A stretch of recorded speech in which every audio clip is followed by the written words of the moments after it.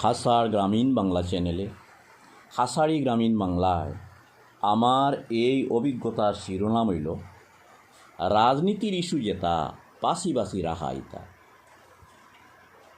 রাজনীতির দক্ষ যারা ফাঁকনা থাকুন তারা কোন ইস্যু কোন সময় আগে রুটিন করা, কোন সময় ভাষার ইস্যু, কোন সময় ধর্ম, কোন সময় জাতর ইস্যু জানা আছে কর্ম, কোন সময় বিদেশি বিপদ আছে ফারা, কোন সময় এনআরসি ওবাই জাতা মারা।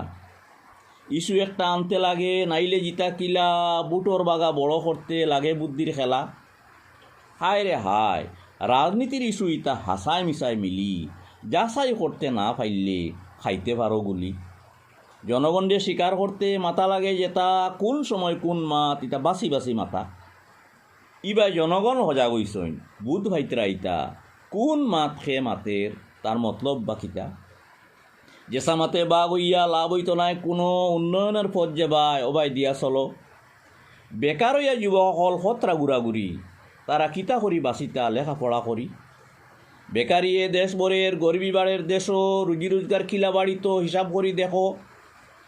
দ্রব্যমূল্য বাড়িয়া যার গরিব মত্রা গড়ে, কিলা দ্রব্যমূল্যে লাগাম লাগত শক্ত করি ধরে। বাসি ফসা ইস্যু যেটা হরে হরাইত, উন্নয়নের মাঝ যেটা আগ বাড়িয়া লও।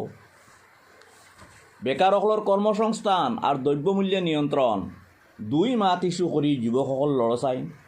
যাতে যাতে মায়ের করিয়া লাভ হইত নাই, কোনো জাতিবিদ্যে সরাই তৈয়া ঐক্যরাত ধর। ঐক্যবদ্ধ জাতিসত্তা উন্নয়নের মূল কথা, বিভেদের রাজনীতি দিয়া ধ্বংস হইব ইতা।